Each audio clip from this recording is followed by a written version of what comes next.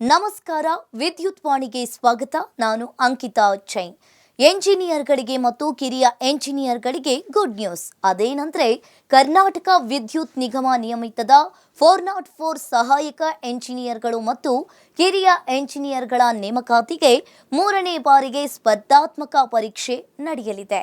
Supreme court ಆದೇಶದ ಪ್ರಕಾರ ಪರೀಕ್ಷೆ ನಡೆಸುವಂತೆ ಕೋರಿ ಇಂಧನ ಇಲಾಖೆಯು ಕರ್ನಾಟಕ ಪರೀಕ್ಷಾ ಪ್ರಾಧಿಕಾರಕ್ಕೆ ಈ ವಿಚಾರದ ಕುರಿತು ಪತ್ರವನ್ನ ಬರೆದಿತ್ತು.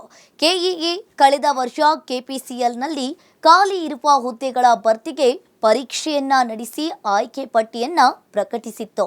ಆದರೆ ಇದನ್ನ ಪ್ರಶ್ನಿಸಿ ಕೆಲವರು ಸುಪ್ರೀಂ ಕೋರ್ಟ್ ಮೆಟ್ಟಿಲೇರಿದ್ರು.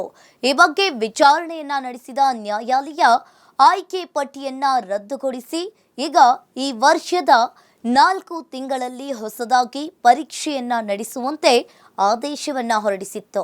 ಆ ಪ್ರಕಾರವಾಗಿ ಇದೀಗ ಮತ್ತೆ ಪರೀಕ್ಷೆಯನ್ನ ನಡೆಸಲು ಕೆಇಎ ಸಿದ್ಧತೆಯನ್ನ ನಡೆಸಿದೆ.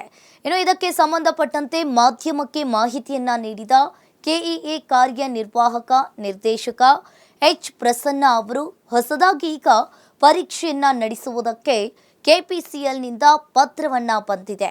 ಇನ್ನು 2024ರಲ್ಲಿ ಪರೀಕ್ಷೆ ಬರೆದಿದ್ದ ಅಭ್ಯರ್ಥಿಗಳ ಮಾಹಿತಿಯನ್ನ ಸಂಗ್ರಹಿಸುವ ಕೆಲಸ ಈಗ ಪ್ರಗತಿಯಲ್ಲಿದೆ.